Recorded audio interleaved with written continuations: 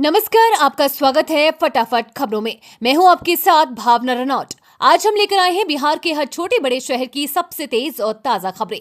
तो चैनल को सब्सक्राइब कीजिए और वीडियो कहां से देख रहे हैं कमेंट बॉक्स में जरूर बताएं। वैशाली में बुद्ध सम्यक दर्शन संग्रहालय सह स्मृति स्तूप का शुभारंभ। सीएम नीतीश ने यह बातें कही। बिहार के मुख्यमंत्री नीतीश कुमार ने अपने ड्रीम प्रोजेक्ट बुद्ध सम्यक दर्शन संग्रहालय सह स्मृति स्तूप का शुभारंभ कर दिया। मुख्यमंत्री के साथ उप मुख्यमंत्री सम्राट चौधरी के साथ बिहार सरकार के कई मंत्री भी उद्घाटन कार्यक्रम में शामिल हुए। स्मारक वैश्विक बौद्ध समुदाय के लिए श्रद्धा और आकर्षण का केंद्र बना। कार्यक्रम में चीन, Japan, Sri Lanka, Thailand, Nepal, Tibet, Myanmar, Bhutan, Vietnam, Malaysia, Laos, Cambodia, Mongolia, Bangladesh और इंडोनेशिया जैसे 15 बौद्ध देशों के भिक्षुओं की सहभागिता रही है। यह स्तूप का निर्माण भवन निर्माण विभाग की ओर से किया गया है। अधौरा में पेयजल आपूर्ति के लिए लगभग 300 करोड़ की योजना को मिली मंजूरी। मंत्री जमा खान ने दी जानकारी। जंगल और पहाड़ से घिरे कैमूर जिले के अधौरा प्रखंड में गर्मी के मौसम में उत्पन्न होने वाली पेयजल संकट की समस्या को दूर करने के लिए बिहार सरकार ने बड़ी योजना को मंजूरी दी है। अधौरा के 7 पंचायतों के लगभग 60 गाँव में शुद्ध पेयजल आपूर्ति के लिए करीब 294 करोड़ 40 लाख रुपए की योजना को बिहार कैबिनेट ने स्वीकृति दे दी है। इस योजना से करीब 45,000 ग्रामीणों को लाभ मिलेगा। बीपीआरओ के घर भीषण चोरी, लाखों की नकदी और जेवरात उड़ाए, इलाके में हड़कंप। कटिहार जिले में अपराधियों ने एक बार फिर पुलिस को खुली चुनौती दी है। कोड़ा थाना क्षेत्र के नक्कीपुर गांव में बीपीआरओ सुमन लता के बंद घर में चोरी की बड़ी वारदात को अंजाम दिया गया। चोरों ने घर का ताला तोड़कर लाखों रुपए नकद और भारी मात्रा में कीमती जेवरात पर हाथ साफ कर दिया। जानकारी के अनुसार सुमन लता वर्तमान में पूर्णिया जिले के अमोर प्रखंड में बीपीआरओ पद पर तैनात थे और घटना के समय सरकारी काम से बाहर गई हुई थी। इस दौरान उनका घर पूरी तरह से सुनसान था। इसी का फायदा उठाते हुए चोरों ने पहले मुख्य दरवाजे का ताला तोड़ा और फिर पूरे घर को खंगालते हुए नकदी और गहनों की चोरी कर ली। सरकारी स्कूलों की अर्धवार्षिक परीक्षा का शेड्यूल जारी। 10 सितंबर से एग्जाम, देखें तिथियां। बिहार राज्य के सरकारी विद्यालयों में कक्षा 1 से 8 तक के छात्रों के लिए शिक्षण संस्थान स्तर पर अर्धवार्षिक परीक्षा का समय सारणी 10 से 15 सितंबर 2025 तक निर्धारित की गई है।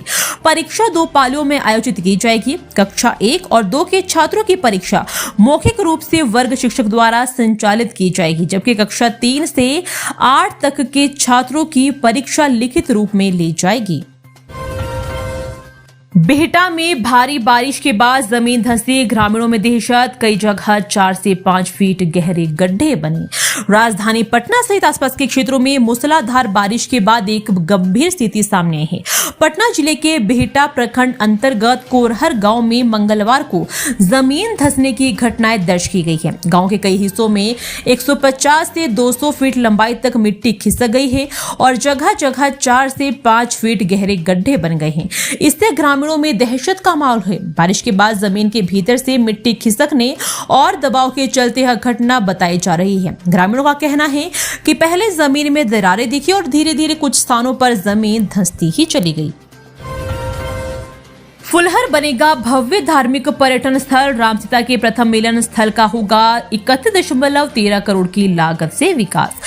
हरलाखे प्रखंड अंतर्गत फुलहर गांव स्थित ऐतिहासिक स्थल, जिसे माता जानकी और भगवान श्री राम के प्रथम मिलन स्थल के रूप में जाना जाता है, अब एक भव्य धार्मिक पर्यटन केंद्र के रूप में विकसित होने जा रहा है।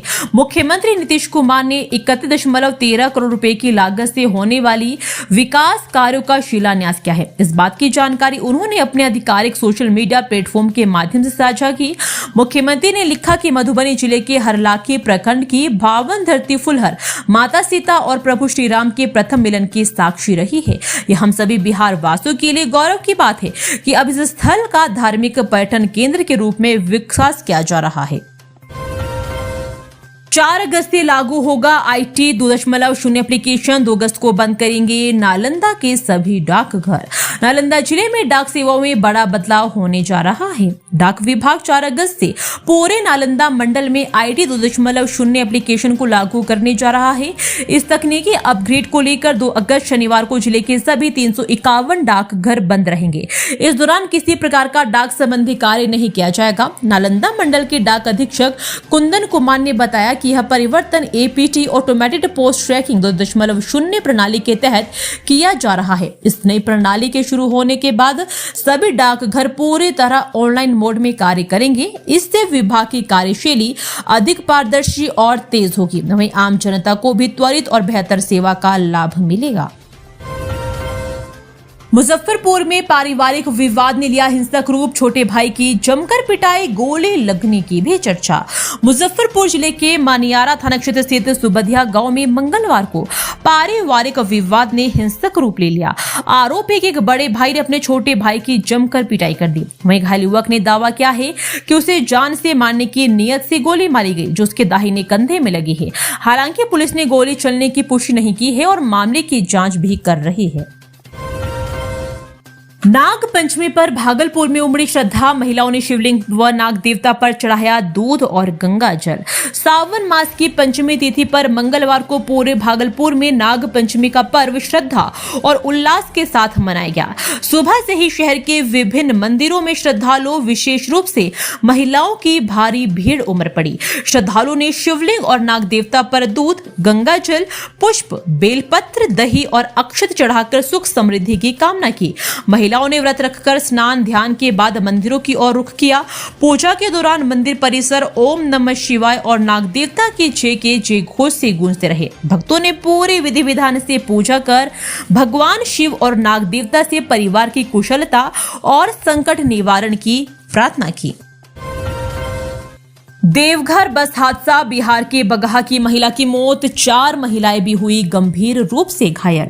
देवघर जलाभिषेक यात्रा के दौरान एक दर्दनाक सड़क हादसे में बगहा की एक महिला श्रद्धालु की मौत हो गई, जबकि 4 अन्य महिलाएं गंभीर रूप से घायल हो गई।